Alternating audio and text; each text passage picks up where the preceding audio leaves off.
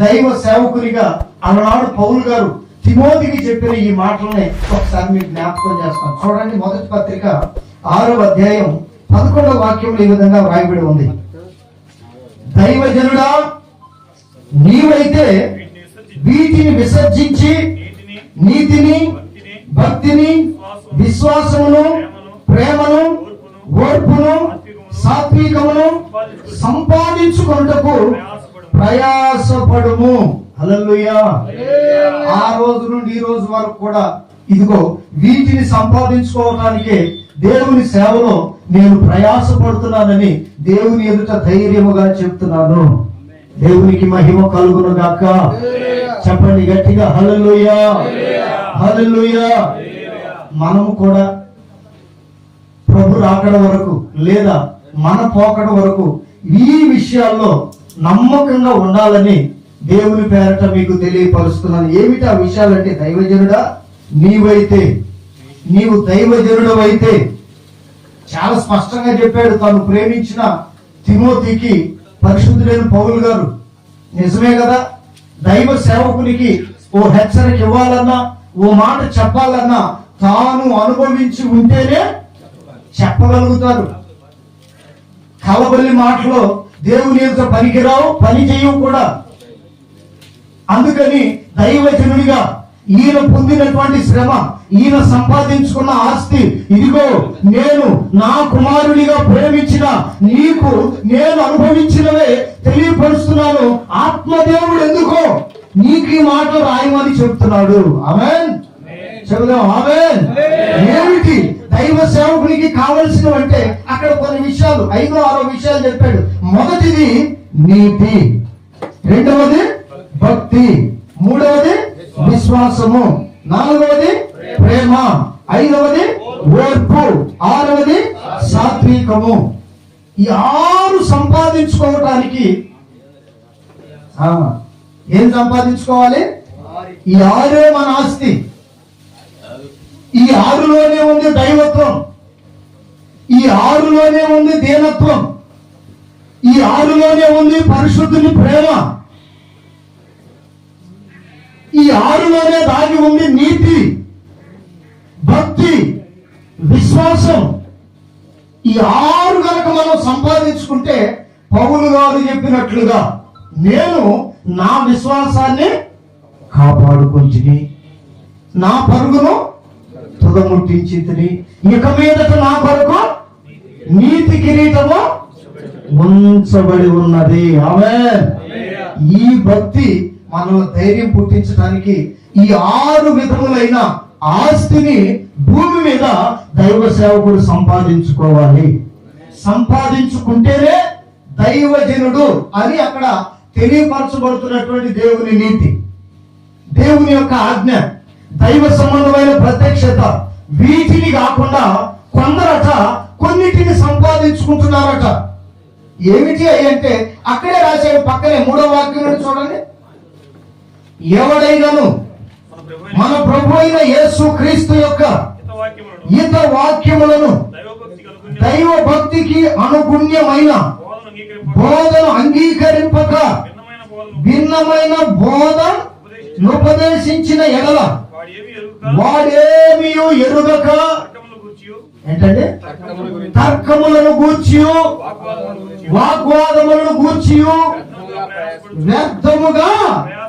చూడండి బాబు, మన ప్రయాస ఇదైతే దేవుడేమో దైవ సేవకుని ఉండవలసిన 6 విధములైన ఆస్తి మీరు సంపాదించుకోవడానికి ప్రయాసపడండి. హల్లెలూయా, హల్లెలూయా చెప్పాలి. కొంతమందికి నచ్చట్లేదు అనుకుంటా. హల్లెలూయా. ఏ భేదం లేదు, మనం అందరం కూడా నరకబడవలసిన వారమే. అప్పుడే ఉపయోగపడతాం, అప్పుడే ప్రకాశిస్తాం, అప్పుడే దేవుని నీతిని నెరవేరుస్తాం, అప్పుడే మన యొక్క పిలుపేమిటో దర్శనం ఏమిటో దేవుని యొద్ద నుండి పొందుతాం. ఆమేన్ పలుకుతారా? గట్టిగా పలుకుతారా? దేవునికి మహిమ వచ్చినట్లుగా. ప్రియమైనటువంటి దేవుని సేవకులారా, ఓ విలువైన మాట. ఈ యొక్క మధ్యాహ్నపు వేళ ఎక్కువ సమయం మిమ్మల్ని ఇబ్బంది పెట్టను, నేను ముగించేస్తాను. అయితే ఇక్కడ చెప్తున్న ఈ గొప్ప కార్యం ఏమిటంటే, ఒకటి సంపాదించుకోమని దైవ సేవకునికి దేవుని వాక్యం, దేవుని ఆత్మ, దేవుని నియమం చెబుతూ ఉంటే, ఈ 6 విధములైన నువ్వు సంపాదించుకుంటే దైవ సేవకునికి భూమి మీద తిరుగు ఉండదు. ఆమేన్. వెనుదిరిగి చూడవలసిన అవసరం పొరపాటును కూడా ఉండదు. అందుకని ప్రేమించినటువంటి మాట, దేవుని ఆత్మ చేత ప్రేమించబడినటువంటి మాట ఈ మధ్యాహ్నం మనకు వినపడుతూ ఉండగా, ఆ 3వ వాక్యం 4వ వాక్యంలో వాడేమియు ఎరుగక తర్కములను గూర్చియు, ఈ రోజు జరుగుతుంది అదే కదా. నీ సంఘం గొప్పదంటే, మా సంఘం గొప్పదంటే, నేను గొప్పోడినంటే, ఇదే తర్కం. అసలు మనల్ని రక్షించినోడు ఒకడు ఉన్నాడు, ఆయన మనకంటే గొప్పోడు అన్న సంగతి మరిచి తిరగటం వల్లనే దైవ సంబంధమైన నియమం గాని, దేవుడు పిలిచిన పిలుపు గాని, ఆయన యొక్క ప్రత్యక్షతను గాని మొదట మనమే ఎరగక తిరుగుతున్నాము అని చెప్పడంలో ఎటువంటి సందేహం లేదు.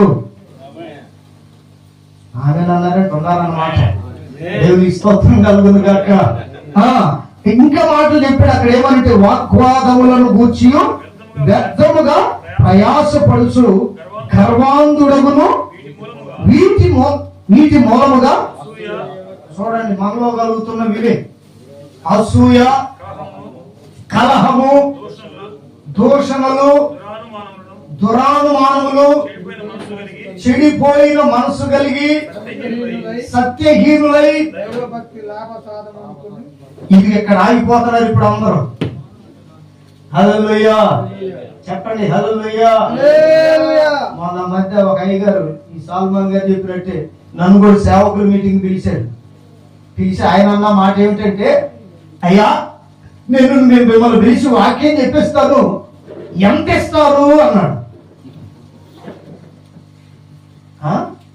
నేను అన్నాను, ఏ సయ్యనిస్తాను అన్నా. అవును కదండి, మనకు కలిగింది అదే కదా. పేతురు యోహాను కలిగినట్టుగా మనకు కలిగింది కూడా అదే. నజరేయుడైన యేసు నామములో లేచినాడు, అద్భుతాలు చేశారు కదా, మనకు కలిగింది కూడా అదే. నేను ఈ మాట అన్నా, ఏమిస్తారు, ఎంత ఇస్తారు అంటే, ఏ సయ్యనిస్తాను అన్నా. ఏ సయ్యనిస్తాను అనేటప్పటికి చక్కన ఫోన్ పెట్టేశాడు. బైబిల్లో రాయబడిన మాట ఏమిటంటే, మనమే ముందుగా బోధిస్తాం. చెప్పండి చెప్పండి, ఏదా మాట? కాదు కదా, అది పుచ్చుకోవట కంటే ఇప్పుడన్న వాక్యంలో గుర్తొచ్చింది అనుకో, మనకంటే దంచేవాడు ఉన్నాడు. అందుకే నువ్వు పతనం అయిపోయావు, అందుకే నువ్వు పాడైపోయావు, దశమానమయ్యో, ప్రణంపాలయ్యో, అదియో ఇదియో, అందుకే నీ కుటుంబం. ఒకసారి మన వెనక తిరిగి చూసుకుంటే మన కుటుంబం ఎట్టుందో మనకు అర్థం కాదు. జలకున్నారంట 2 కూతుళ్ళు. ఎవరాళ్ళు? పొరపాటు ఇచ్చేది వాళ్ళు, ఏ కాడికి పిండుకునేదే. స్తోత్రం కలుగును గాక. చెప్పండి హల్లెలూయా. ప్రియమైనటువంటి దేవుని సేవకులారా, ఓ శ్రేష్టమైన మాట ఇక్కడొచ్చి ఆగిపోయారు. నేటి క్రైస్తవ సమాజంలో దైవ భక్తి గొప్ప లాభ సాధనమని, అదేనా? సాధనమై ఉన్నది. ఇదిగోనండి బాబు, మనం చెప్పే మాటే మనమే తీర్పు తీరుస్తుంది. ఆ సమయంలో మనం ఈ లోకానికి ఏమీ తెలియదు. తెలుసా తెలీదా మనందరికి? నేనైతే ఎరిగి ఉన్నా. దేవుని స్తోత్రం కలుగును గాక. చెప్పండి హల్లెలూయా. మనం ఈ లోకానికి ఏమీ తెలియదు, ఇక్కడ నుంచి ఏమి తీసుకొని పోలేము. కాగా అన్న వస్త్రములను కలవారమై ఉండి వాటితో తృప్తి పొందుదము. మనకు కావలసిన తృప్తి ఉంది, పడవలసిన ప్రయాస ఉంది, ఏమి సంపాదించుకోవాలో అది కూడా ఉంది. అయితే కలహం మరి దేని వల్ల వస్తుంది? అసూయలు దేని వల్ల కలుగుతున్నాయి? ఒకరి గురించి ఒకరు వ్యర్థముగా మాట్లాడుకునేది దేని వల్ల కలుగుతుందంటే సంపాదించవలసిన వాటి మీద మనసు ఉంచక, సంపాదించకూడని ఉన్నవే వీటిని బట్టి కలహాలు వస్తున్నాయి. స్తోత్రం కలుగును గాక. చెబుదామా గట్టిగా హల్లెలూయా. అందుకని ఇందాక దైవ సేవకులు ఈ మాట చెప్తుంటే నాకు ఒకటి గుర్తొచ్చింది. అదేంటంటే ఇందాక చెప్పేమే, పుచ్చుకొనుట కంటే, చెప్పండి, పుచ్చుకొనుట కంటే ఇచ్చుట ధన్యకరము. ఈ రోజు నుంచి మనం ఈ పని చేద్దామని నేను అనుకుంటున్నా. ఏం చేద్దాం? ఇంతమంది వచ్చాడు, తలా ఒక 100 రూపాయలు తీసుకొని వచ్చి ఇక్కడ పరిచయం చేస్తున్న సేవకుడికి ఇస్తే అది ధన్యకరం కదా. ఆమె ఇంకా కలిగిన వాళ్ళైతే నెలకు ఒక 500 తీసి పక్కన పెట్టండి. మనం సేవను ప్రోత్సహించినట్లు ఉంటుంది, దైవ సేవకుని ద్వారా మనము ప్రోత్సాహం పొందినట్లు కూడా ఉంటుంది. దేవునికి మహిమ కలుగును గాక. ఈ ఆలోచన నచ్చితే దేవునికి ఆమేన్ చెప్పండి. చేతులు ఎత్తట్లా, నోటితో అంగీకరిస్తున్నారు, చేతితో అంగీకరించట్లా. నిజమే కదా? అందరూ ఏమన్నా నీరసంగా ఉన్నారా? అయ్యా అదే కనుక ఉంటే వినండి, చెప్తా. అదే కనుక ఉంటే మేము ఇక్కడ అయ్యగారికి ఫోన్ చేసి, పొద్దునే వచ్చింది ఒక ఫోను, ఏడు నుంచి చేసేది నాకు తెలియదు పూర్తిగా, ఎన్నాళ్ళు చెప్తున్నా, అయ్యా నేను పలానా దగ్గర నుంచి వస్తున్నా, అయ్యగారు అక్కడికి ఎంత అయిద్దో కూడా చెప్పాడు, రావటానికి పోవటానికి. ఎంత అయింది కదా, ఇస్తాలే రా అన్నాడు. నా మనసు చాలా బాధ వేసింది. ఎందుకంటారా? మనం స్వార్థం లేకుండా నిస్వార్థంగా ఏది ఆశించకుండా నీవు వచ్చి ఇక్కడ దేవుని పని చేస్తే నీ పని దేవుడు ఖచ్చితంగా చేస్తాడు. ఇది మాత్రం మనం గుర్తుపెట్టుకోవాలి. పుచ్చుకొనట కంటే ఇది నేర్చుకుందాం. ఈ నెల నుంచి ఎందుకో దేవుని ఆత్మ చెప్పమని చెప్పాడు, నేను చెప్తున్నాను. నేనైతే ప్రతి నెల నా దగ్గర ఉన్నది నేను దైవ సేవకునికి పంపిస్తాను. ఆమేన్ చెప్పాలి గట్టిగా. ఆమేన్. నాకు ఎంత ఉందో, ఎంత దేవుడు ఇస్తే దాన్ని నేను ఖచ్చితంగా పంపిస్తానని మీ అందరూ ఎదుట చెప్తున్నాను. నేను ఆయనకు ఒకటే చెప్పట్లా, మీ అందరికి కూడా చెప్తున్నాను. కనుక ఎంత అంతరైతే నేను చెప్పను, కానీ నాకు ఆ రోజుకి దేవుడు ఏది కల్పిస్తే ఖచ్చితంగా నేను ఇచ్చే బ్యాచ్ లో ఉండాలని ఇష్టపడుతున్నాను. మీకున్న సంఘాలు, మీ పరిస్థితులు, కుటుంబాలు నేను ఎరగను, నాకు తెలియదు. కానీ 100 రూపాయలు కూడా మిగిల్చకుండా ఉండే సేవకుడు ఎవరైనా ఉన్నారా? ఏంది సంగతి అని అడిగితే, కూతురికి నెలకు 1000 రూపాయలు కడుతున్నాను అన్న అంటున్నాడు ఒక సేవకుడు. ఎందుకు? రేపు పెళ్లికి అవసరం అవుతాయంట. అంటే ఆ రోజున శ్రేష్టమైన భర్తను ఇస్తాడని వింటున్నారా? అయ్యగారు ఏమి నేర్పుతున్నాడు లోకానికి, సంఘానికి? కూతురికి కట్నం ఇయ్యిందే సేవకుడు కూతుర్ని కూడా ఎవడు చేసుకోడు, అది నీతి నేర్పుతున్నాడు. నేను అన్నాను కదా, అయ్యా నేను 15 మంది అనాథ పిల్లలను చదివిస్తున్నానయ్యా, ఆ 1000 రూపాయలు నాకు పంపించు, నేను వాళ్ళకు వాడతా. తర్వాత ఆ రోజున దేవుడు నీ పిల్లను అనాథన కాకుండా చేస్తాడు అన్న. నచ్చింది ఇటువంటి ఆలోచన ఎవరికైనా? చూసారు, మీరే నవ్వారంటే ఆయన లోపల గుణ పొందించినట్టు ఉంటుంది గుండెలో. మరి ఈడెవడురా తిట్టుకునేవాడు లేరు? ఖచ్చితంగా చూస్తున్నాను, అనుభవిస్తున్నాను కనుకనే చెప్తున్నాను. దేవునికి మహిమ కలుగును గాక. ప్రియమైన వారలారా, నెలకి ఒక 100 రూపాయలు లేదా ఒక 500 దేవుని పని కొరకే. సాల్మోన్ గారు దేనికి వ్యర్థమైన దానికి ఖర్చు పెడితే దేవుడు ఆయన మీద చేస్తాడు శిక్ష. దీంట్లో ఏ సందేహం లేదు, మొహమాట అంతకంటే లేదు. దేవుని పని కొరకు ఖర్చు పెట్టినట్లుగా మీ అందరూ కూడా ఎంత దూరం నుండి వస్తున్నారు. మన వంతు మనం చేసేది అనేది దేవుని నామాన్ని బట్టి చేయుదుముగాక. చెబుదాం గట్టిగా ఆమేన్. ఆయన మనకిచ్చే దానికంటే మనం ఇచ్చేదే ఎక్కువ కావాలి. ఇక్కడికి ఒక్కడే కాదు, ఒకవేళ మీ దగ్గరకు అందరూ పిలిచిన అందరూ కూడా అక్కడే చేసేటట్లుగా ఒక యూనిటీ, మీరు ఏ డినామినేషన్ అయినా కానివ్వండి, ప్రకటించేది యేసునే కదా, చెప్పేది దేవుని మాటే కదా. ఆ మాటకు కట్టుబడే మనందరిలో కూడా ఓ ఐక్యతను పరిశుద్ధాత్మ దేవుడు అనుగ్రహించును గాక. పలుకుదాం గట్టిగా ఆమేన్. గట్టిగా పలుకుదాం ఆమేన్. కనుక దేవుని బిడ్డలారా, మనమంతా కూడా దేవుని పని చేస్తున్న వాళ్ళం. ఇది గొప్ప దైవభక్తి, గొప్ప లాభ సాధనం అనుకోకుండా మనము ఇచ్చేటటువంటి వారముగా మారాలని, మారేటట్లుగా దేవుడు మనకు సహాయం చేయాలని ఈ దినము నుండే మీ ప్రార్థనలో జ్ఞాపకం చేసుకునండి. ఖచ్చితంగా దేవుడు ఒక ద్వారం మూయబడితే ఎన్ని తెరుస్తానన్నాడు? 7 ద్వారాలు. ఏదో ఒక ద్వారంలో వచ్చిన ఆశీర్వాదం సేవకులకి ఇద్దాం. స్తోత్రం కలుగును గాక. మీరందరూ వస్తానంటే నేను కూడా ఒకరోజు ఏర్పాటు చేస్తా త్రిపురాంతకంలో.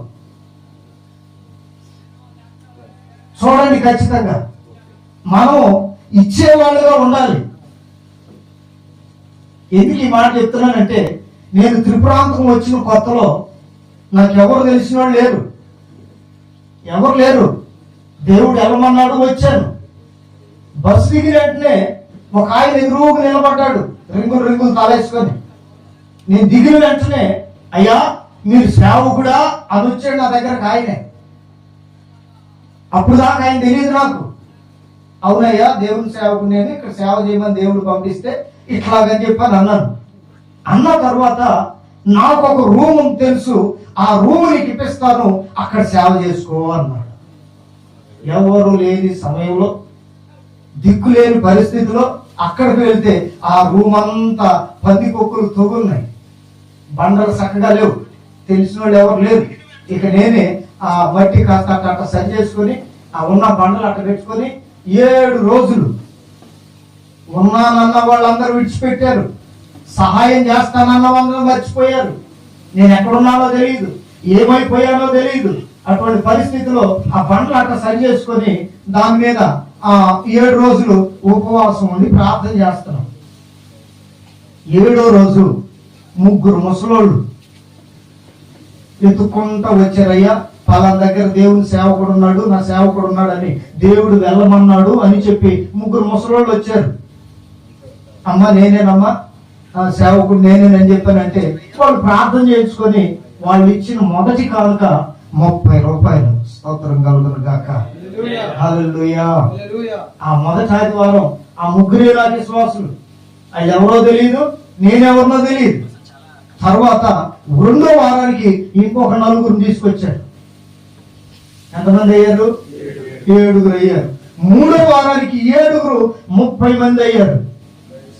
4వ వారానికి 70 మందిని చేశాడు. 5వ వారం వచ్చేటప్పటికి 100, 120 మంది అయ్యారు. నేను పిలవలేదు, నేను ఎక్కడికి వెళ్ళలేదు, నేను ఎవరిని పోయి నేను ఇది అని చెప్పలేదు. దీన్ని చూసి ఒక ఫ్లాట్ బిజినెస్ చేస్తాడు వ్యాపారవేత్త, రియల్ ఎస్టేట్ అంటారు కదా, అతను కొంచెం మైండ్ చెడి మెంటలు వచ్చి మరి లెక్కల వల్ల దేని వల్ల తెలియదు, రోడ్లెంట తిరిగేవాడు, పంచులు పట్టుకొని తిరుగుతా ఉండేవాడు రాత్రి పగలు. ఎందుకో వచ్చిన 70, 120 మందిలో ఒకరికి విశ్వాసం కలిగి ఆయన తీసుకొచ్చారు మందిరానికి. దేవుని మహాకృప ఏమిటో చెప్పమంటారా? యేసు నామములో ఆయన కోసం ప్రార్థన చేయగా దేవుడు ఆ శక్తుల నుండి విడిపించాడు. ఆయన ఏమన్నాడో తెలుసా? దేవుడు నాకు ఎంత మేలు చేశాడు కాబట్టి మందిరానికి స్థలం నేనే ఇస్తానన్నాడు. నెలలోనే విశ్వాసులు అందరూ ముందుకు వచ్చారు. ఆ 100, 120 మంది, అయ్యా మేము తల ఎంత వేసుకొని ముందు పాక వేస్తామన్నారు. పాక వేశారు. అది సరిపోక అటు ఇటు పందులు వేశారు. అది సరిపోక మొత్తానికి దాని పక్కన స్థలం, దాని పక్కన స్థలం, మేము వద్దన్న ఆ ఫ్లాట్లు వేసి ఆయన ఇచ్చాడు 10 సెంట్లు స్థలం. దేవుని గొప్ప కార్యం ఏమిటంటే 3 నెలల్లో అక్కడ మందిరం కట్టడానికి దేవుడు కృప చూపాడు. ఆ రోజు నుండి ఈ రోజు వరకు మరలా వెనక్కి తిరిగి చూడకుండా దేవుడు ముందుకు నడిపిస్తూనే ఉన్నాడు. ఎందుకంటే విశ్వాసానికి కర్త, దాన్ని కొనసాగించేవాడు ఆయనే గనుక, ఆయన మీదే మనం ఆశ పెట్టుకుని ఉన్నాము గనుక, ఆయన కొరకే బ్రతుకుతున్నాము గనుక, అన్ని విడిచిపెట్టి ప్రభు కొరకే జీవిస్తున్నాము గనుక వెనక్కి తిరిగి చూడలేకుండా దేవుడు బలపరుస్తూ వచ్చాడు. 2016 సంవత్సరంలో విశ్వాసులందరికీ రోషం వచ్చింది. ఎంతకాలం పాక మందిరంలో ఉంటామన్నా అందరూ ఏ మందిరం అని మమ్మల్ని అడిగితే వాళ్ళు అనే మాట ఏంటంటే ఏదా పాక మందిరమా అంటున్నారంట. చూడండి, ఏడ రెచ్చగొట్టాలో అక్కడ రెచ్చగొట్టాడు దేవుడు. పాక మందిరం అంటున్నారన్నా మనం అందరూ లేదు లేదు బిల్డింగ్ కట్టాల్సిందే అన్నారు. ఆ సమయంలో మా అమ్మ మా అన్నోడు అక్కడ ఆస్తి అమ్మితే మాకున్న ఆస్తి దాంట్లో నా వాటా 2.5 లక్షలు వచ్చిందని తీసుకొచ్చి నా చేతిలో పెట్టింది. ఏం చేయాలి అర్థం కాక ఆ పాక అయిపోయేసి ఆ 2.5 లక్షలతో దేవుని మందిరాన్ని పని ప్రారంభించాము. తర్వాత విశ్వాసులు వాళ్ళే ముందుకు వచ్చి ఒక్కడి దగ్గర బయటికి వెళ్ళి ఎవరి దగ్గర చెయ్యి దాచి 10 పైసలు తీసుకోలేదు, పుస్తకాలు కొట్టలేదు, ఎవరిని మా మందిరం కడతామని చెప్పలేదు. విశ్వాసులే వారికి తగినంత వేసుకోవటం, వాళ్ళే బొచ్చులు వేయటం, వాళ్ళే సిమెంట్ కలపటం, వాళ్ళే పని చేయటం, వాళ్ళే డబ్బులు ఇవ్వటం. చివరికి మొత్తం ఆ మందిరం యొక్క వాల్యుయేషన్ చూస్తే 30 లక్షలైంది. ఒక్క పైసా ఒక్క దగ్గర తేలా. దేవుడిచ్చిన ఆ దశమ భాగంతో 30 లక్షలకు దశమ భాగం ఎంత? 3 లక్షలు కదా. నేను ప్రారంభించింది ఎంతటితో? 2.5 లక్షలతో. ఈ మొత్తాన్ని చూసినప్పుడు విశ్వాసం ఎంత గొప్పదో నాకు అర్థమైంది. ఏమి లేని దగ్గర నువ్వు నిలబడి విశ్వాసంతో సేవ చేయి. ఎవరిని నువ్వు అడగొద్దు. ఎవడు నీకంటే గొప్పోడు లేడు. సేవకుడా, నీకంటే గొప్పోడు లేడు. ఎంత గొప్పవాడైనా నీ ముందుకు వచ్చి తలంచి ప్రార్థన చేయించుకోవాలి. నీవే రాజుని, నీవే దేవుని బిడ్డవి, నువ్వు పిలువబడిన వాడవు, ప్రత్యేకించబడిన వాడవు, దేవుని చేత ఎన్నుకొనబడిన వాడవు. ఎవరి దగ్గర పొరపాటున చేయి చాపడానికి మాత్రం ఇష్టపడద్దు. విశ్వాసంతో నిలబడండి. నేను నిలబడ్డా, దేవుడు నన్ను పడేయలేదు, నిలబెట్టాడు. దేవునికి మహిమ కలుగును గాక. చెప్తాను గట్టిగా హల్లెలూయా. కనుక ఈ మధ్యాహ్నపు వేళ తర్వాత మొత్తం చూస్తే 30 లక్షలు అయితే అప్పుడు నాకు అర్థమైంది ఏంటంటే ధనము కంటే అంటాడు కదా పేతురు పత్రికలోను యాకోబు పత్రికలోను ఏమని అంటాడు? నశించిపోవు సువర్ణము అగ్ని పరీక్షల చేత పరీక్షింపబడినదే దానికంటే అమూల్యమైన మీ విశ్వాసము. ఆమేన్ పలుకుతారా? ఏదంట? శ్రేష్టమైనది, అమూల్యమైనది విశ్వాసము. 30 రూపాయలన్నా విశ్వాసం, 30 రూపాయలు 30 లక్షలు. పుస్తకానికి ఎంత? అయ్యో, నీ గట్టి లెక్కలో లేనే, మొత్తానికి అమ్మగారు గట్టిదే, నీ లెక్కలు బాగా నేర్పింది. దేవుని స్తోత్రం కలుగును గాక. శబ్దం గట్టిగా హల్లెలూయా. దేశం అసలు మర్చిపోయానే. 30 రూపాయలే అసలు ఎన్నో భాగం కూడా తెలియదు. 30 రూపాయలు 30 లక్షలు. దేవునికి మహిమ కలుగును గాక. నా పక్షాన లెక్కలేయటానికి అన్ననేనుకున్నాడు దేవుడు. దేవునికి మహిమ కలుగును గాక. కనుక మీరు జాగ్రత్తగా పెట్టినారని, ఈ దినం నుండి విశ్వాసం మీలో వృద్ధి చెందిద్దని దేవుని ఆత్మ ఎందుకో అన్నను బట్టి పురికొల్పబడుతున్నారని నేను నమ్ముతున్నాను. స్తోత్రం కలుగును గాక. ఇప్పటి వరకు మనం తీసుకునే వాళ్ళంగా ఉండుంటాం. ఇది బల కింద పెడితేనేమో, పైన పెడితేనేమో కానుక, అంతే కదా. పైన పెట్టింది యథార్థం ఉంటుంది, కింద పెట్టిందేమో లాంఛనం. అదే మనం ఇట్లా పెట్టి చూడండి. ఆమేన్. నీ చేతిని దేవుడు బలపరచకపోతే, నీ పరిచర్యను దేవుడు వృద్ధి చేయకపోతే, నీ సంఘంలోనికి ఆత్మల్లో దేవుడు పంపకపోతే, నీ ఆస్తిని దేవుడు ఆశీర్వదించకపోతే, నీకు దేవుడు ఆస్తిగా ఇచ్చిన ఆత్మలను వృద్ధి చేయకపోతే, దేవుని చిత్తమై మరలా నన్ను సేవకులు పిలిస్తే ఆ రోజు మీరు నన్ను అడగండి. ఆమేన్. చెబుదాం ఆమేన్. ఈ రోజు వరకు కూడా చాలా ప్రాంతాల్లో స్థలాలు కొన్నా, మందిరాలు కడుతున్నా, సేవకులు కడుతున్నా, కొందరు అవి చేసుకుంటామని ఎవరి సేవలకు అప్పగించాను. ఏమండి, 5 రాష్ట్రాలు తిరుగుతాను సంవత్సరానికి. ఈ పరిస్థితులన్నింటిలో కూడా ఎక్కడి నుండి నాకేమి లేదు. ఏ విశ్వాసి నేను ఎప్పుడు అడగల నాకు ఈ బాధ ఉంది, కష్టం ఉందని. సమయానికి దేవుడే అన్ని అనుకూలపరుస్తున్నాడు. స్తోత్రం. ఇక్కడికి వచ్చేటప్పుడు కూడా నా దగ్గర 3,000 రూపాయలే ఉన్నాయి. మీ దగ్గరకు వచ్చేటప్పుడు రాత్రి ఇక్కడ ప్రార్థన చూసుకున్నాం. ఏ ఊరది? గొట్టి మొక్కలు. అక్కడ ప్రార్థన చూసుకుని పొద్దున్న ఇక్కడికి వచ్చాం. వచ్చేటప్పుడు కారు వేసుకొని వచ్చేటప్పుడు 3,000 ఉన్నాయి. నేను అనుకున్నది ఏంటంటే అక్కడ దాకా వెళ్ళటానికి ఈ సరిపోతాయేమో. ఇక అంతకు మించి మనకి ఏ ఆలోచన లేదు. దేవుని స్తోత్రం కలుగును గాక. శుభ్రంగా ఉన్న వాటిలో కొంత ఆయిల్ కొట్టించాం. ఏదన్నా సేవకులు నాతో వచ్చిన వాళ్ళు తినాలంటే తిన్నాం. రాత్రి వచ్చాం, శుభ్రంగా మమ్మల్ని మంచిగా చూసుకున్నారు. గొట్టి మొక్కలు మంచి మొక్కలు పెట్టారు. ఆ ఊరు పేరే గొట్టి మొక్కలు కాదు, గట్టి మొక్కలు అని పెట్టాలి. దేవునికి మహిమ కలుగును గాక. మంచిగా చూస్తున్నారు. రాత్రి పరిచర్య కూడా చేశారు. పొద్దున్నే మా దారిని మమ్మల్ని పంపించేశారు. ఇక్కడికి వచ్చిన తర్వాత చూస్తే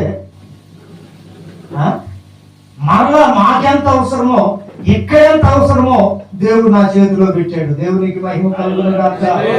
చెబుదాం, మహిమ కలుగును గాక. నేను 1993 నుంచి 2001లో ఇక్కడికి వచ్చాను త్రిపురాంతకం. ఆ రోజు నుండి ఈ రోజు వరకు చూస్తే ఇంచుమించు ఎన్ని సంవత్సరాలు? 2001, 2011, 2021, 23 సంవత్సరాల్లో ఏ రోజును కూడా దేవుడు నన్ను పస్తుతో పడుకోబెట్టలేదు. ఆమేన్. కొంతమంది అనాథ పిల్లలకి నాకు కలిగిన దాంట్లో వారికి నేను చేస్తున్నా, చెప్పకూడదు కానీ సమయం వచ్చింది కాబట్టి చెప్పాల్సి వచ్చి అవుతుంది. కనుక ప్రియమైన వారులారా, మనం చేసేది ఏదైనా యథార్థముతో విశ్వాసంతో చేస్తే ఏది కొదువు కానియడని దేవుని పేరట నేను ఈ సంగతులు మీకు తెలియపరుస్తున్నాను. ఏది దైవ భక్తి లాభ సాధనం అనుకోవద్దు. అట్లా గనక అనుకుంటే తన పిల్లలు ఏ తప్పు చేసినా చెప్పలేదంట ఈ మనిషి. బైబిల్లో ఒక ఆయన ఉన్నాడు, దైవ సేవకుడు ఏలి అని. చదువుతారన్నమాట. 3వ అధ్యాయం తీయండి. సమూయేలు మొదటి గ్రంథం 3వ అధ్యాయం 12వ వాక్యం ఒకసారి చూడండి. త్వరగా నేను ముగిస్తాను. సమూయేలు మొదటి గ్రంథం 3వ అధ్యాయం 12వ వాక్యం.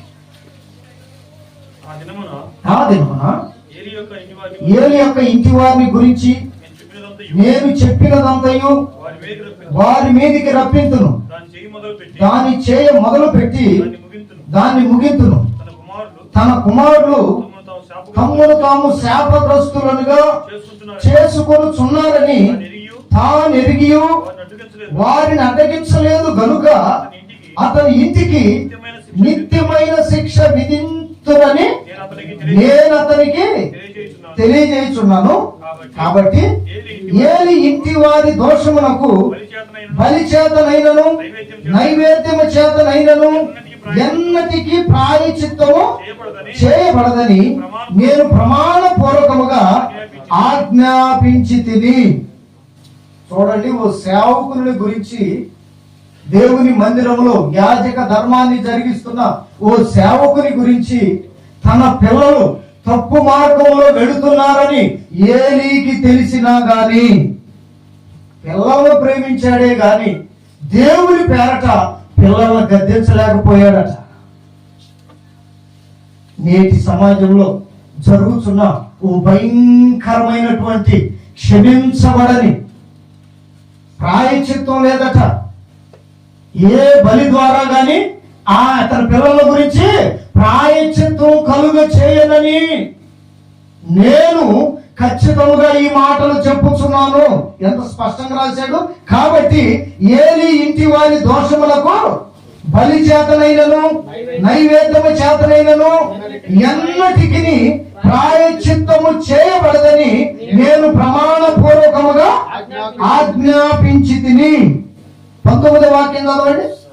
సమూయేలు పెద్దవాడు కాగా యెహోవా అతనికి తోడైనందున అతని మాటలలో ఏది తప్పిపోలేదు.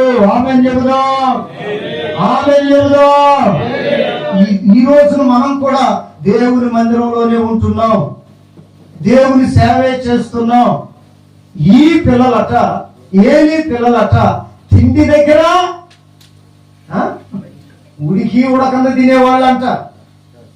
మనం పొరపాటును కూడా దాన్ని వాసన చూడటానికి కూడా ఇష్టపడవు. దేవుడు పంపిస్తే దాన్ని ఉడికి ఉడకకుండా, ఎందుకురా బాబు ఈ ఉడికి ఉడకంది ఏమైందని చెప్పి అని అడిగితే దాని వలన అంట కామం పెరిగిద్దట, అపవిత్రమైన ఆలోచనలు వస్తాయట, చెడు తలంపులు వస్తాయట. ఎప్పుడైతే ఇవి వచ్చినాయో మందిరానికి వచ్చేటటువంటి స్త్రీలను వాళ్ళు పాడు చేశారట. చూడండి దేవుని బిడ్డలారా, అందుకని దేవుని సొమ్ము దేవుని మందిరంలోనే ఉండాలి. ఆమేన్ చెప్పండి ఆమేన్. ఏ కాలేజీలో లెక్చరర్ గానో, ఏ కంపెనీలో డ్యూటీ చేసేటటువంటి పనివాడు గానో ఉండకూడదు. దేవుని మందిరంలోనే ఉండాలి, దేవుని పనిలోనే ఉండాలి. నీవు కష్టపడితే నీ పిల్లల కష్టపెట్టాలని దేవుని ఆలోచన కాదు. మన పూర్వీకులు కష్టపడ్డారు, ఇప్పుడు మనం సుఖాన్ని అనుభవిస్తున్నామా లేదా? అంతకు ముందు పిలిచే వాళ్ళే లేరు, ఇప్పుడు మనల్ని పిలిచి ఎంతమందో ప్రార్థన చేయించుకుంటున్నారు. ఎమ్మెల్యేలు, ఎంపీలు, ఆమేన్, అధికారులు, ఎంతో గొప్ప వాళ్ళు. ఇప్పుడు సేవకులందరూ సీఎం గారికి ప్రార్థన చేయట్లేదా? మోడీ కూడా మొన్న ఈ మధ్య మందిరానికి వెళ్ళి ప్రార్థన చేయించుకోలేదా? ఎక్కడేమో ఎట్టెత్తుతారు తల, రాజ్యాధికారం కాబట్టి. దేవుని దగ్గరికి వెళ్ళేటప్పటికి నువ్వెవరో తెలుసా? దేవుని స్తోత్రం కలుగును గాక. కుడి చేత ఆశీర్వదించే దేవుని అధికారము కలిగిన దేవుని సేవకుడువు. నువ్వు దేనికి తల వంచవద్దు. దేవుడు నిన్ను తలగా చేశాడు, ఆశీర్వదిస్తాడు. ఈ టైం కాకపోతే మరొక టైంలో ఖచ్చితంగా నీ ఎడల దేవుని ప్రణాళిక ఉన్నది. నువ్వు పడుతున్న ప్రయాస, పొందుతున్న శ్రమ, అనుభవిస్తున్న రోగం, కుటుంబం ఎడల నీవు కలిగి ఉన్న బాధ, సంఘాన్ని గురించి నువ్వు పడుతున్న ప్రయాస పొరపాటున వ్యర్థము కాదు. ఎందుకంటే ఆయన చెప్పాడు కదా, దేవుడు అన్యాయస్తుడు కాడు. నీవు పరిశుద్ధులకు ఉపకారం చేసి ఇంకను చేయుచుండుట చేత నీవు చేసిన దానిని బట్టి నీకు ప్రతిఫలం ఇవ్వకుండా ఉండటానికి ఆయన అన్యాయస్తుడు కాడు. అన్యాయస్తుడు మనల్ని పిలవలేదు. అన్యాయం చేసేవాడే మన అవిశ్వాసంతో నింపుతున్నాడు. న్యాయం చేయటానికి, నీతి బ్రతకటానికి, భక్తి కలిగి జీవించటానికి, విశ్వాసం కలిగి ఉండటానికి, ప్రేమ కలిగి బ్రతుకున్నట్లుగా, సాత్వికముతో జీవించినట్లుగా దైవజనుడా వీటిని సంపాదించుకొనుటకు ప్రయాసపడు. కొద్ది కాలమే మనకు శ్రమ. తర్వాత ఎన్ని సంవత్సరాలు ఉండబోతున్నాం దేవునితో? యుగ యుగములు. దీని యందు విశ్వాసం ఉంచిన మనం పొరపాటును కూడా అవిశ్వాసం జోలికి వెళ్ళొద్దు, ఎవరిని ఆశించొద్దు. దేవుని స్తోత్రం కలుగును గాక. మీకు ఎంతమందికి తెలుసో నాకు తెలియదు, హిమ్ అనే సంస్థ వచ్చింది ఆ మధ్య. అబ్బో గట్టోళ్ళే మా ప్రాంతం వాళ్ళు. దేవుని స్తోత్రం కలుగును గాక. ఆ హిమ్ డైరెక్టర్ వచ్చాడు నా దగ్గరికి. సంఘం కదా, చూశాడు 1000 మంది ఉండేటోడు. పాస్టర్ గారు అబ్బా అన్నాడు. ఆ అబ్బాయి అనుకున్న బాధ ఏందో నాకు అర్థం కాదు. తర్వాత రూమ్ లో పోయి చెప్తాడు కదా, ఎంత మంది ఉన్నారండి మీకు, ఒక్కొక్కరి చేత 10,000 కట్టించు చాలు, ఆ వచ్చే దశమాగోతో నువ్వు ఎంతమందిలో పోషించవచ్చు అన్నాడు. నేనుండి అన్నాను కదా, పరుని సొమ్ము అది కాటేస్తే భరించే శక్తి నాకు లేదు, బ్రతికించే శక్తి దేవునికి లేదయ్యా అన్నా. అదేంటండి ఊరకిచ్చేది కదా, ఇంకోటి కూడా ఉంది కదా, ఊరకిచ్చేది అనేది, ఊరకొచ్చేది అనేది అది ఎంత వస్తుందో మన దగ్గర నుంచి అంతకంటే ఎక్కువ ఊడ్చుకొని పోతుందంట. ఈ మాట చెప్పా. ఆయన సరే మీరు కట్టించొద్దు, ఎవరు నన్ను 4 పెద్దలు పెట్టి వాళ్ళ చేత కట్టించండి అన్నాడు. నేను కట్టను, ఇంకొకరి చేత కట్టించను అన్నా. మీరు చాలా పిచ్చోళ్ళు లాగుండారే. నిజమే, డబ్బు విషయంలో నేను పిచ్చోడిని. దేవుని స్తోత్రం కలుగును గాక. చెప్పండి హల్లెలూయా. సినిమా వాళ్ళకే తెలిసింది ఏమని, ఊరకొచ్చేది నిలవదు, ఊరకొచ్చేదాన్ని దేని మీద మనసు పెట్టవద్దు. సినిమా వాడు ఏసాలు వేసుకొని తిరిగే వాడికే తెలిసింది. మరి దేవుని సేవ చేసే మనకు తెలియకపోతే ఎట్లా? నాకు తెలిసిన సేవకులు చాలా మంది వచ్చారు నా దగ్గర. అన్న నువ్వు కట్టిపోతే నేనన్నా కట్టిస్తాను. నలుగురు పరిచయం చేయి, 10 మందిని పరిచయం చేయ విశ్వాసం అని. ఒరే నాయన నా దగ్గర నీకంటే ముందే వచ్చారా, నేను కట్టించనని చెప్పానరా అని చెప్పానంటే వెళ్ళిపోయారు. వాళ్ళు కట్టించారు విశ్వాసం చేత. ఈ రోజున మందిరాలు వదిలిపెట్టి వెళ్ళిపోయారు.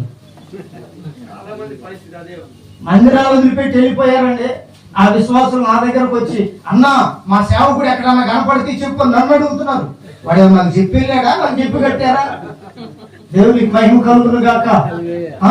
నేను ఈ మాట అన్నా, మీరు చెప్పి కట్టేటప్పుడు చెప్పలేదమ్మా, ఆయన కట్టించుకునేటప్పుడు చెప్పలేదు, మీ బాధ మీరు పడండి అని. అబ్బో ఈయన నిజమే, నీతి మాట్లాడితే మంచి మాట్లాడితే అది కాస్త కఠినంగానే ఉండొచ్చు, కానీ మనకు గొప్ప ఆశీర్వాదాన్ని కలుగజేస్తుంది. వీళ్ళు చెప్పిన సేవకుడే ఒక రోజు నాకు హైదరాబాద్ లో కనపడ్డాడు.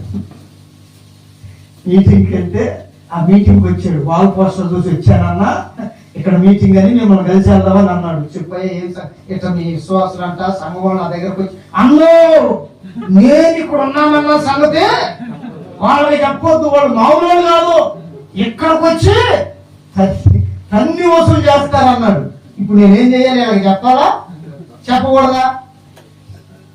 ఒకరోజు ఆ ఊర్లో కూటమి పెట్టాల్సిన పరిస్థితి వచ్చింది. ఆ ఊర్లో కూటానికి పిలిచారు. నాకు అయ్యగారు గుర్తు వచ్చే చక్కన.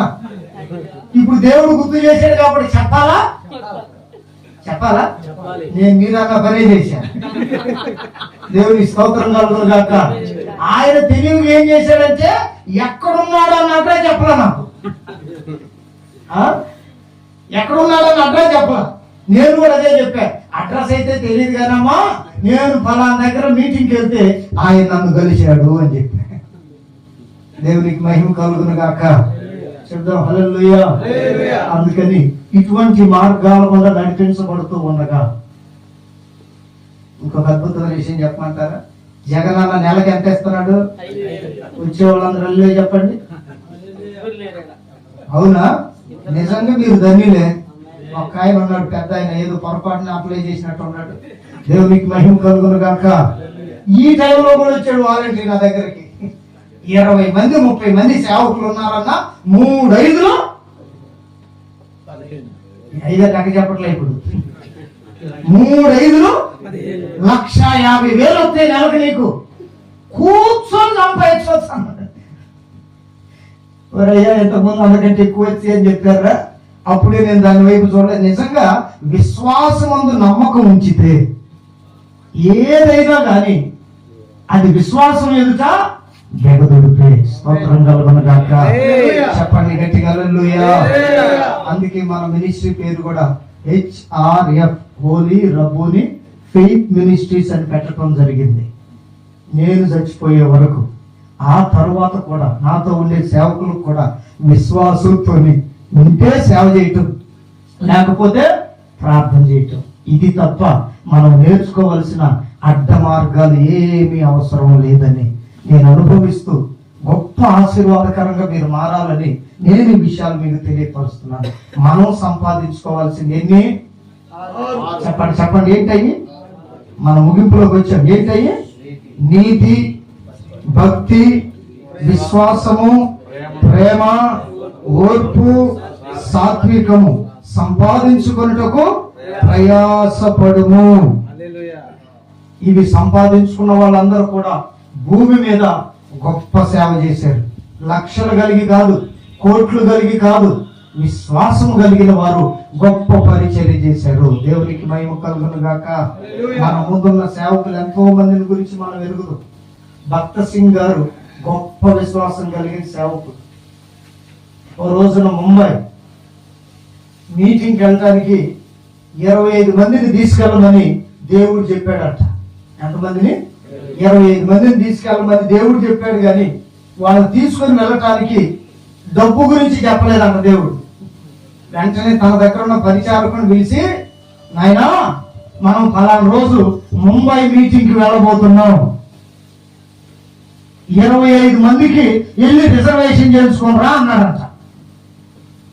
ఆయన దగ్గర ఉన్న పరిచారకుడు 20 మందికి రిజర్వేషన్ చేయించమన్నాడు, కానీ ఏమి ఇట్లా డబ్బులు ఇట్లా అని చెప్పి దిక్కులు చూస్తున్నాడంట. కాసేపు చూసి ఆయన గుర్తు చేసుకున్నాడంట. సేవకుడు ఎప్పుడు కూడా ఎక్కడికి వెళ్ళాలన్నా చేతిలో డబ్బులుండి వెళ్ళట్లేదు కదా అని చెప్పి దానిని నేర్చుకోవటానికి చక్కగా వెళ్ళి స్టేషన్ దగ్గర లైన్ లో నిలబడ్డారంట. 10 మంది ఉంటే 9 మంది అయ్యారు, 8 మంది అయ్యారు, 7 అయ్యారు. లైన్ లో నిలబడి ప్రార్థన చేస్తున్నాడట. యేసు ప్రభువా 20 మందికి రిజర్వేషన్ చేయించాలి, ఇచ్చే వాళ్ళని పంపించు. ఎక్కడ? స్టేషన్ లో రిజర్వేషన్ కౌంటర్ దగ్గర లైన్ లో నిలబడి ప్రార్థన చేస్తున్నాడంట. ఏమంటారు దాన్ని? డబ్బు కలిగిన వాళ్ళు అయితే పిచ్చి అంటారు. డబ్బు లేకుండా దేవుని మీద ఆధారపడే వాళ్ళైతే విశ్వాసం అంటారు. హల్లెలూయా. ప్రార్థన చేస్తున్నాడు. 7 అయ్యారు, 6 అయ్యారు, 5, 4, 3, 2, 1. ఈయన తర్వాత ఈయనే రిజర్వేషన్ చేయించాలి. పేర్లు కూడా చెప్పాడంట. రిజర్వేషన్ అయిపోయింది, డబ్బులు కట్టాలి. ప్రార్థన ఆపట్ల, ప్రార్థన చేస్తూనే ఉన్నాడు. ఈలోపు ఒక కేక కనపడిందంట. భక్త సింగు సేవకుడా ఆగో! ఆయన పరిగెత్తుకుంటూ వచ్చి అంత కవరు అతని చేతిలో పెట్టి 20 మందికి రిజర్వేషన్ చేయించడమే కాకుండా మిగిలిన తీసుకెళ్లి దైవ సేవకునికి అన్నాడట. చూడండి, డబ్బు కలిగి చేయలేనిది విశ్వాసము ద్వారా ఖచ్చితముగా చేయగలము. ఆమేన్. ఎండ ఎక్కువై చెమట గురించి ఆమెన్ అంటున్నారో తెలియట్లేదు, నిజంగా అంటున్నారో కూడా నాకు తెలియట్లేదు, అనుమానంగా అంటున్నారు. గట్టిగా చెప్పండి ఆమేన్. నిశ్చయముగా మీ సేవలో, మీ జీవితాల్లో, కుటుంబాల్లో విశ్వాస సంబంధమైన ఆశ్చర్య కార్యములు ఈ దినము నుండి ప్రారంభమవును గాక. మూయబడిన ద్వారాలు తెరవబడును గాక. రోగములన్నిటికీ స్వస్థత కలుగును గాక. విశ్వాస సంబంధమైన అభిషేకం మీ మీదికి వచ్చును గాక. అటువంటి గొప్ప సేవ చేసిన సేవకులు విశ్వాసం ద్వారానే సాధించారు. కనుక మన ముందు కూడా ఇదే భారం ఉంది. చాలా మంది దేవుని ఎరగని వాళ్ళు ఉన్నారు. వారందరి కొరకు ప్రార్థన చేయి. నీవు పోషించబడతావు. నీ తరతరాలను పోషించే శక్తిని దేవుడు వారి ద్వారా ఇస్తాడు. ఆమేన్. ఇదే మన విశ్వాసమై ముందుకు సాగుదాం. దేవుని పరిచర్యలో అంతవరకు నమ్మకంగా ఉందాం. ప్రభు రాకడే ఆలస్యమైతే లేక మన పోకడే జరిగితే పౌలు గారు చెప్పినట్లుగా విశ్వాసాన్ని కాపాడుకుంటుంది. నా పరుగును త్వరముట్టించింది. ఇక మీదట నా పిల్లలు సేవలోనే ఉందురుగాక, ఉద్యోగాలలో కుందురుగాక. పిల్లలు కలిగిన వాళ్ళు చెప్పట్లా, లేని వాళ్ళు చెప్తున్నట్టున్నారు. హల్లెలూయా. ఎందుకు ఆమెనంటే ఏడొక ఇబ్బంది, ఇంటికి వెళ్ళినాక అదొక ఇబ్బంది. ఏం తెచ్చావు డాడీ అంటాడు. వాళ్ళంత దూరం ఉండగానే ఏం చెప్పాలో అర్థం కాదు, ఏం చేయాలో తెలియదు. అందుకని పిల్లలకి చిన్నప్పటి నుంచి విశ్వాసాన్ని నేర్పండి. స్తోత్రం కలుగును గాక. ఏది కావాలన్నా నేను యేసయ్యని అడిగేవాడిని నాన్న, ఆయన నాకు అన్ని ఇచ్చేవాడు. మీరు కూడా ఏదైనా కావాలంటే నన్ను కాదు ఎవరిని నేర్పాలి. వాళ్ళు నేర్పేవాళ్ళుగా మారుతారు. ఆశీర్వదించబడిన కుటుంబాలుగా, సంఘాలుగా దేవుడు మనల్ని మార్చును గాక. అట్టి కృప, అభిషేకం పరిశుద్ధాత్మ దేవుడు ముందున్న దినాలలో మనందరి మీద నిలుపునుగాక. సంఘాలపై నిలుపునుగాక. అనేకులు మార్పు లేని వారు సంఘాలలోనికి వచ్చుదురుగాక. మేము విశ్వాసం ద్వారా పరిచర్య కొనసాగించుదురుగాక. నా పేరు జాన్ పాల్ అండి. నేను త్రిప్రాంతంలో సేవ చేస్తున్నాను. మీ అనుదిన పరిచర్యలో, మీ ప్రార్థనలో నా గురించి ప్రార్థన చేయండి. ప్రార్థనక పగలనక వెళ్ళవలసిన పరిస్థితులు ఉన్నాయి. అటువంటి ప్రయాణాల్లో ఈ ఆటంకం లేకుండా ప్రభు నా యొక్క తుది శ్వాస వరకు దేవుని సేవలోని కొనసాగించబడి ఆయన దగ్గరికి వెళ్ళిపోయేటట్లుగా అట్టి నడిపింపున అభిషేకం ఇవ్వాలని అనుదినం మిమ్మల్ని ప్రార్థన చేయమని ఈ తోటి సేవకుడిగా ఈ మాటను కోరుకుంటూ నేను మాటలు ముగిస్తున్నాను. ప్రభు యొక్క అభిషేకం మనందరికీ తోడై ఉండును గాక.